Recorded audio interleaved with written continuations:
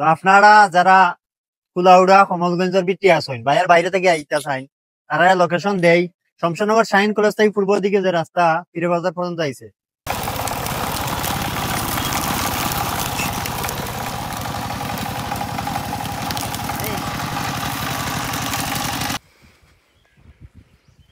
আখের রস,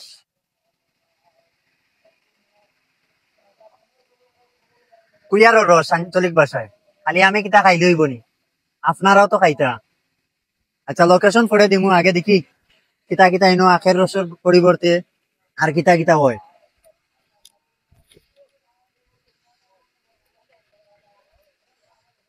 অর্গানিক আখ আপনারা দেখলা কুইয়ার যেটা হয়। এরপরে আছে এখানে আখের গুড়, হয়তো একটু আন্দাইলে দেখা যাইতো না যে গুড় বানানো দিয়েছে অর্গানিক ভাবে।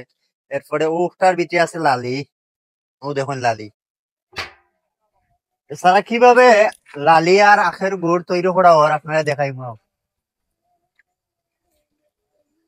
ও কত বড় চুলা ওটার মাঝে একটা কড়াই জাতীয় জিনিসের মানে এখানে রস জ্বালা হয়। এরপরে আগুনের তাপ দিতে দিতে 2-3 ঘন্টার পরে কুইয়ারর রস থাকি গুড় হয়, লালি হয়, অনেক কিছু হয়।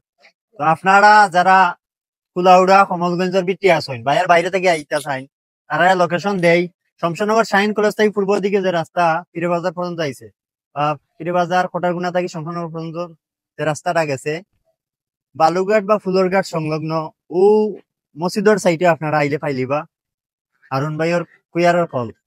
এখানে আইলে আপনারা কুইয়ারের রস খাইতে পারবা, লালি নিতে পারবা, গুড় নিতে পারবা, বাড়িতে গিয়া ফিটা বানাইয়া খাইতে পারবা লাগাইয়া। তো ঠিক আছে, সবার দাওয়াত রইল, ধন্যবাদ।